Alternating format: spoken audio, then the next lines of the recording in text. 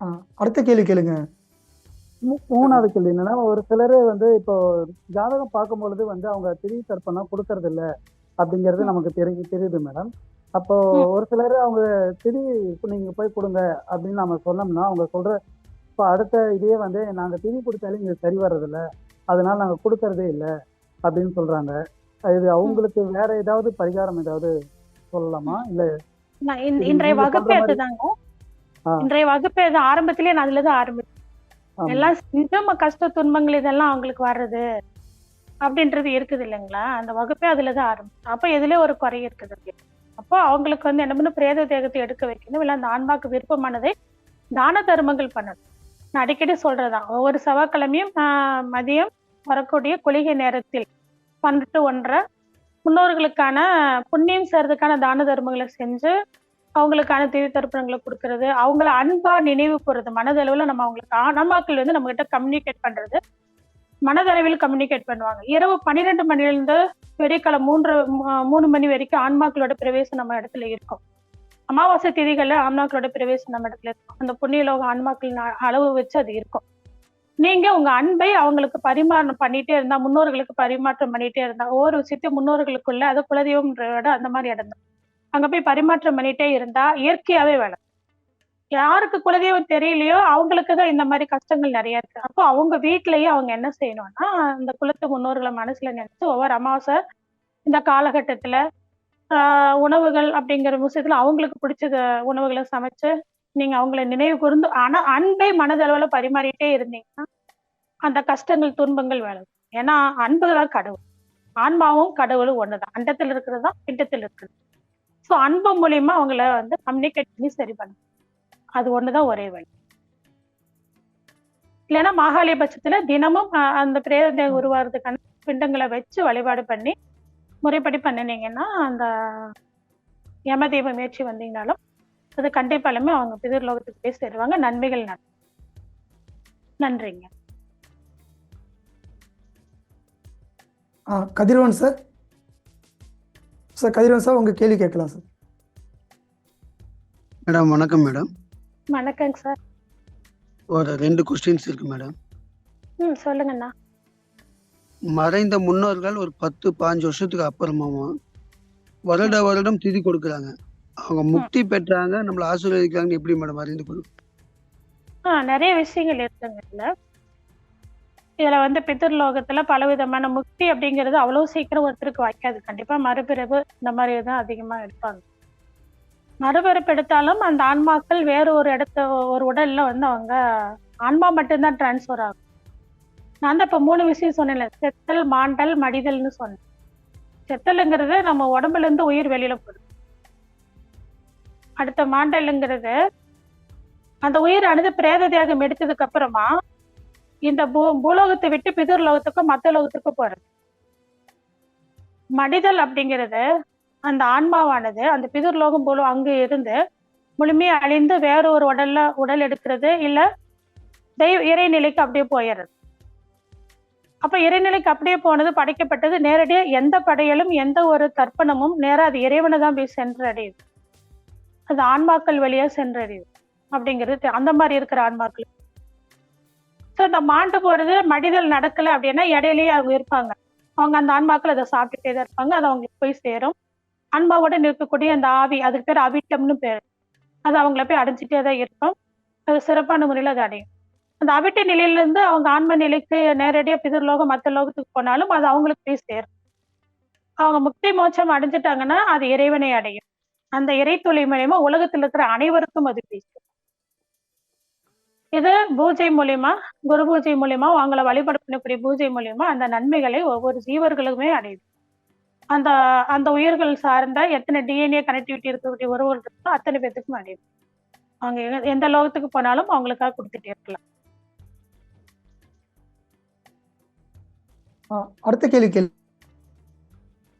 வணக்கங்க. யார் இருக்கீங்க? கேளுங்க. அந்த யம தீபம் சொன்னீங்க இல்லையா? யம தீபத்தை எப்படி முறையாக செய்யணும், எப்படி பண்ணணும்னு சொல்லிட்டு சொன்னீங்கன்னா நல்லா இருக்கும். இதுல வந்து யம தீபம் அப்படிங்கிறது பல முறைகள்ல பல விதங்கள்ல செய்யப்படுகிறது அப்படிங்கிறது பாக்குறோம். யம திக்குல அட்டதிக்கு பாலர்கள்ல யம திக்கு அப்படின்னு சொல்லக்கூடியது தெற்கு திக்கு. தெற்கு நோக்கி ஏற்றக்கூடிய தீபத்துக்கு நான் 2 விளக்கங்கள் சொன்னேன். நம்ம முன்னோர்கள் கடல் கொண்டும் பொழுது தெற்கு சார்ந்த இடத்துல இருக்கக்கூடிய பகுதிகள் நிறைய கடல் கொண்டது. அப்ப நிறைய பேர் வரிசையா மாட்டுவாங்க. அவங்களுக்கு மரியாதை செலுத்தும் விதமாகவும் தெற்கு நோக்கி தீபம் ஏற்றப்பட்டது. யம திக்குன்னு சொல்லக்கூடிய தெற்கு நோக்கி தீபம் ஏற்றப்பட்டது. இதுல என்னன்னா, வாழை இலையோட நுனி தெற்கு நோக்கி இருக்கும். தென்கிழக்கு மூலையில வாழை இலையோட நுனி தெற்கு நோக்கி இருக்கணும். அந்த இலையில பச்சரிசி, பூக்கள், இந்த மாதிரி பொருட்கள் வைத்து ஒரு பெரிய அகல் விளக்குல 250 ml வெறும் நல்லெண்ணெய் விட்டு தெற்கு நோக்கி தீபம் ஏற்றுறது ஒரு முறை. யமலிங்கம் சார்ந்த தெற்கு நோக்கி தீபம் ஏற்றுறது ஒரு முறை.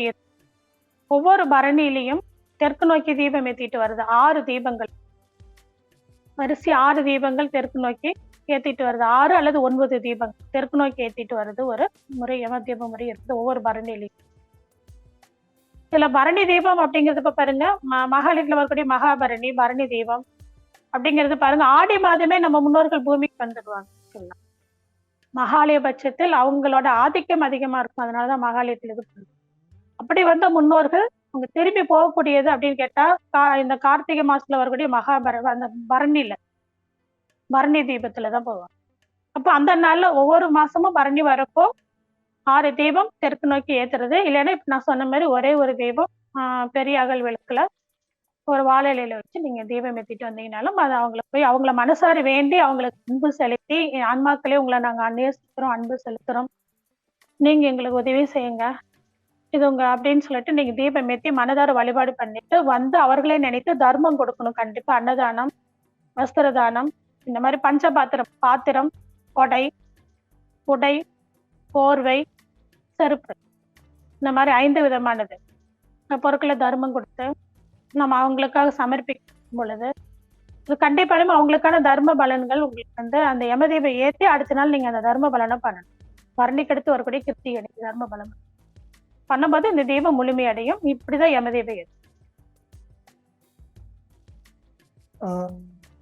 சார் பழனிசாமி சார், நீங்க கேட்குறீங்க சார்? இறந்து போயிட்டா ஒரு 16 நாள்ல செய்யக்கூடாது, 30 நாள்ல தான் செய்யணும்னு சொல்றாங்க சார். அது எப்படி காரியம்? இது அக்னி புராணத்துல ஒரு விஷயம் இருக்குங்க. அக்னி புராணத்துல பாத்தீங்கன்னா 3 நாள்ல செய்யக்கூடிய, அதாவது வர்ணங்களை கொடுத்து, வர்ணங்கள்ல இது ஜாதி ரூபத்துல எடுக்காதீங்க, அவங்களோட தன்மை ரூபத்துல ஒரு பிராமண தன்மையோட இருக்காங்க அப்படின்னா வர்ணங்களை 3 நாள்லயே கூட இந்த ஆன்மாவானது நல்ல நிலைக்கு வரும் அப்படின்னு. அதற்கடுத்து வைசியர் அப்படின்னு இருக்குது. சத்திரியர் அப்படிங்கிறது 12 நாள். அது சத்திரிய தன்மையில் இருக்கக்கூடிய ஒரு ஆன்மாங்கிறது 12 நாள் ஆகும். வைசிய தன்மை இருக்கக்கூடிய ஒரு ஆன்மா 14 நாள் ஆகும். 14 இருந்து 16 நாள் வரைக்கும். சூத்திரத்தன்மையுள்ள ஒரு ஆன்மா வந்து 30 நாள் ஆகும் சொல்லுவாங்க. அதனால ஒரு ஆன்மா எந்த தன்மையில இருக்குதுன்னா, அவங்க வாழும் பொழுது அவங்கள பத்தி பேசக்கூடிய புனிதமான வார்த்தைகள், ஒருத்தர் இறந்து போயிட்டாங்கன்னு உட்காந்து பேசிட்டு இருப்பாங்க, நல்ல மனுஷன்பா, அருமையான மனுஷன்பா அப்படின்னு மக்கள் கொடுக்குற சாட்சி தான் அங்க சாட்சி. அதன் அடிப்படையில் அக்கிரமமானவன், மோசமானவன் அப்படியெல்லாம் சாட்சிகள் கொடுத்தாங்கன்னா அவங்க 30 நாள் ஆகும். ரொம்ப புண்ணியாத்மாப்பா, நல்ல மனுஷன்பா அப்படின்னாங்கன்னா 3 நாள்லயே கரையும். சத்திரியத்தன்மை ஒரு விஷயம்னா ஓடி வந்து பாதுகாப்புக்கு நிக்கிறாங்க, இவங்க எனக்கு நன்மை செஞ்ச ஓடி வருவான், ஏதோ ஒரு கஷ்டம்லாம் ஓடி வரான்னு 12 நாள்ல கண்டிப்பா. ஒரு கஷ்டம்னா, ஒரு பண கஷ்டம்னா ஓடி வந்து உதவி செய்வாங்க, பணம் கொடுத்து உதவி செய்வாங்க, ஓடையே வருவாங்க, எல்லாம் செய்வாங்க. 14 days எதுவுமே பண்ண மாட்டாங்க. 30 நாள் ஆகும். மூர்க்கத்தனமான இந்த மாதிரி வர்ணங்கள் அப்படிங்கிற விஷயம் மனு தர்மத்துல இருக்கு. அதே ஜாதி ரூபத்துல எடுக்காம அவங்க குணநலங்கள் ரூபத்துல எடுத்தீங்கன்னா, அது அந்த காலவட்டம் எடுத்தீங்கன்னா கரெக்டா அந்த 30 நாள் வரைக்கும் அது ஆகும் அப்படிங்கிறது. அது இல்லாத நான் முன்னாடியே சொன்னேன், அது வந்து சிதைவுற்ற ஆன்மாக்கள், சிதைந்து செத்து போனவங்க, அவங்க வந்து அவங்களோட ஆன்மாங்கிறது ஒரு வெப்பம். அந்த வெப்ப ஒளி கதிர்கள் அப்படிங்கிறது சிதறி கிடக்கும். அது திரும்ப ஒண்ணு சேர்றதுக்கு பல மாதங்கள் கூட ஆகும். அவங்களுக்கு அந்த மாதம் செய்யக்கூடிய மாசிக சிரார்த்தம் கட்ட பண்ணிட்டு வரும்போது சரியாகும். இது அதுக்கான வழி. நன்றி. Sir Bharani Dev sir. Sir உங்கள் கேள்வி கேளுங்க சார். அம்மா வணக்கம்மா. வணக்கங்க. அம்மா எவ்வளவு நாளுக்குமா இந்த தர்ப்பணம் கொடுக்கணும்? ஏதோ காலகட்டம் உண்டுங்களா? இந்த வாழ்நாள் ஃபுல்லாவே கொடுத்துன்னு வரலாமா? கொடுத்துட்டே இருக்குது நல்லது. நீங்க கொடுக்க கொடுக்க நல்லதுதான். அதாவது நீங்க கொடுக்கிற தர்ப்பணமானது அந்த ஆன்மாவை கடந்து இறைவனை நோக்கி போற வரைக்கும் கூட கொடுக்கலாம். ரொம்ப ரொம்ப நல்லது. கொடுக்க நன்றி. மகிழ்ச்சிமா. நன்றி மேடம். சாந்தி மேடம், உங்கள் கேள்வி கேளுங்க மேடம். மேடம், இப்ப நமக்கு நாமே மோட்ச தீபம் ஏத்துறதுன்னு ஒரு வார்த்தை சொன்னீங்க இல்லையா, அது எதுக்கு மேடம்? நம்ம உயிரோடு இருக்கும் பொழுது நமக்கு நாமே அந்த மாதிரி தெற்கு நோக்கி தீபம் ஏற்றி நம்ம செய்த தவறுகளுக்கெல்லாம் அதுக்கான மன்னிப்பு கோரி தெய்வ நாமத்தோட தெய்வ இறை சிந்தனையோட நம்ம நாம கீர்த்தனத்தை சொல்லிட்டே வந்து நம்ம தீபம் பண்ணிட்டே வந்தீங்கன்னா நம்ம இறந்து போற டைம்ல நம்மளை கூட்டிட்டு போறதுக்கு தெய்வங்கள் நேரம் வருவாங்க. அதுக்குதான் எங்க பெண் வாரிசுகள் இருக்காங்களோ அவங்களும் அதை செய்யலாம். வாரிசுகளே இல்லாதவங்களும் அது யாருமே நிராதரவா கைவிடப்படுறவங்க கிடையவே கிடையாது. எல்லாத்துக்குமே நம்ம இந்து மார்க்கத்துல வழி, அதுல ஒரு வகைதான். வேற யாருக்காவது கேள்வி நமக்கு நாமே யம தீபம் இல்ல, நமக்கு நாமே மோட்ச தீபம் ஏத்தும் பொழுது பருத்தி கொட்டை, ஒரு வெள்ளை துணி எடுத்துக்கணும். அதுல வந்து நவதானியம், பருத்தி கொட்டை, கொஞ்சம் மிளகு, சீரகம், கல்லுப்பு, பச்சை கற்பூரம், நெய் விட்டு ஒரு மூட்டையை கட்டிக்கணும். அதுக்கு மேல நெய் நல்லா போட்டு ஒரு வாழை இலை தெற்கு நோக்கி நுனி இருக்கிற மாதிரி வச்சு அரிசி வச்சு அதற்கு மேல ஒரு தீபம் வச்சு இதை வந்து நேரடியா வச்சு ஆகாய தீபம் நேரடியா வச்சு ஆகாய மார்க்கமா தீபம் ஏற்றி அது நேரா ஜீவன் மாதிரி எரியணும், சிவலிங்கம் மாதிரி எரியணும். அப்படி எரியும் பொழுது நீங்க உங்க பாவத்துக்கெல்லாம் மன்னிப்பு கேட்டு, இறைவா எங்களை வந்து நான் என்னோட காலத்துக்கு அப்புறம் மோட்ச முக்தி கொண்டு போங்கன்னு வேண்டும் நீங்க பண்ணும் பொழுது நாம கீர்த்தனத்தை தொடர்ந்து பண்ணும் பக்தி மார்க்கத்துல போறவங்களுக்கு இது பலிதமாகும். தனக்கு வாரிசு எல்லாம் அடுத்தடுத்த தலைமுறை இல்லை அப்படிங்கிறவங்க சேர்த்து வைக்க வேண்டியதுல தெய்வத்துக்காக இவங்க அந்த தன்னோட வாழ்நாள் அர்ப்பணிச்சு இந்த மாதிரி செய்யலாம். கண்டிப்பாலுமே இந்த வழிபாடு பண்ண இறுதி நாட்கள்ல கூட்டிட்டு போக தெய்வங்கள் வருவாங்க. தெய்வங்களே வந்துட்டாங்கன்னு இவங்களுக்கு எதுக்கு திதி தர்ப்பணம் தேவையில்லை. அவங்க வந்து இறைவனோட பாத திருவடிகள்ல போய் ஐக்கியமா. நன்றி சார். ஸ்ரீகுமார் சார். மேடம், இந்த யம தீபம் பரணி தீபம் சொன்னீங்க, தெற்கு நோக்கி ஏத்தணும்னு சொன்னீங்க. இது வீட்டுல எந்த பகுதியில ஏத்தணும்? இல்ல மொட்டை மாடியா, இல்ல பூஜை ரூமா, இல்ல வீட்டுக்கு வெளியேவா சொல்லுங்களேன். வீட்டுக்கு வெளியில வாசல்ல ஏத்தலாம், இல்லைன்னா தென்கிழக்குல மொட்டை மாடி இருந்தா மொட்டை மாடியிலயும் ஏத்தலாம், தெற்குல ஏத்தலாம், தென்கிழக்குல ஏத்தலாம். இல்ல எந்த வாசல் இருந்தாலும் வாசலுக்கு முன்னாடி ஏத்தலாம். வாசல்ல வந்து பழைய காலத்துல விளக்கு மாடன்னு வச்சிருப்பாங்க, இடது வலது மேல வச்சிருப்பாங்க. ஆன்மாக்கள் வந்து மேல் நோக்கி தான் பயணப்பட்டு வர்றது. அந்த மாதிரி விளக்கு மாடு இருந்தா விளக்கு மாடத்துலயும், பழைய காலத்துல வீடுங்கள விளக்கு மாடு இல்ல, அந்த மாடை வச்சு கட்டினா அந்த மாதிரி கொஞ்சம் ஒரு உயர்ந்த இடத்துல ஏத்துறது, ஒரு பீடம் மாதிரி ஒரு உயர்ந்த இடத்துல.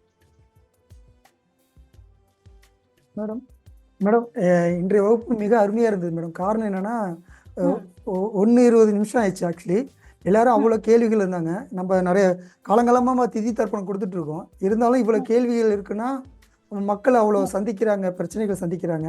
நீங்கள் பல விஷயங்கள் சொல்லியிருக்கீங்க. அந்த திதி தர்ப்பணம் ரொம்ப நன்றி மேடம். இந்த யூடியூப் சேனல் சார்பாக, அஜன் ஆன்மீக யூடியூப் சேனல் சார்பாக பல கருத்துக்கள் மக்களுக்கு சென்றடைகிறது வந்து நானும் ரொம்ப மகிழ்ச்சி அடைகிறேன். ரொம்ப நன்றி மேடம். நீங்கள் இந்த வகுப்புக்கு வந்து சிறப்பாக எடுத்து கொடுத்ததுக்கு ரொம்ப நன்றி மேடம். இறுதியா ஒரு விஷயம் சொல்லலாம். பிதிர் தேவதை ஸ்தோத்திரங்கள் அப்படின்னு சொல்லிட்டு யூடியூப்ல போட்டா வரும். பித்திரு ஸ்துதின் யூடியூப்ல போட்டா வரும். வளர்பிறை அஷ்டமி அன்னைக்கு அமாவாசை நாள்கள்ல இந்த மாதிரி நாட்கள்ல அந்த ஸ்துதியை போட்டுட்டு நீங்க முன்னோர்களை நினைச்சு மனதார பிரார்த்தனை பண்ணினீங்கன்னா உங்களுக்கு எல்லாம் கிடைக்கும்.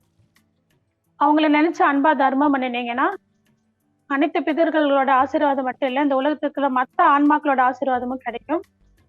மிக அருமையா அற்புதமா வாழ்வீங்க. உங்க ஜாதகத்துல இருக்கிற எந்த தோஷங்களோ கஷ்டங்களோ துன்பங்களோ உங்களை தொடராது. நோய்கள் விலகும். நல்ல பொருளாதாரத்துல உயர்ந்த நிலையை அடைவீங்க. இந்த அஜன் ஆன்மீகம் வாயிலாக எனக்கு இந்த வாய்ப்பை கொடுத்ததுக்கு மிக மிக நன்றி வெங்கட்ராஜ் அவர்களுக்கு. மேடம் இது நிச்சயமெடுத்த அனைவருக்கும் எனது நன்றிகள்.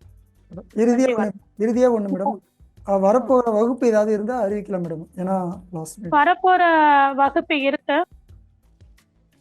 இப்போ தனப்பிராப்தம் அப்படின்னு சொல்லிட்டு ஒரு வகுப்பு வந்து 16-17 நினைக்கிறேன். 16-17 வரக்கூடிய சனி ஞாயிறு இரவு 8 to 9க்கு தனப்பிராப்தம் வகுப்பு. பணம் ஈட்டும் முறை, எப்படி ஒருத்தர் வாழ்க்கையில வெற்றி, ஜாதகம் எப்படி இருந்தாலும் எப்படி பணம் ஈட்ட முடியும் அப்படிங்கிற ஒரு முக்கியமான வகுப்பு. அதுல வந்து கலந்துக்க விருப்பம் உள்ளவங்க வெங்கட்ராஜ் அணுகும். அஜன் ஆன்மீக வழியாதான் அந்த வகுப்பு நடக்கும். நன்றி, வணக்கம். நன்றி, வணக்கம் மேடம். அருளும் பொருளும் பெருகட்டும்.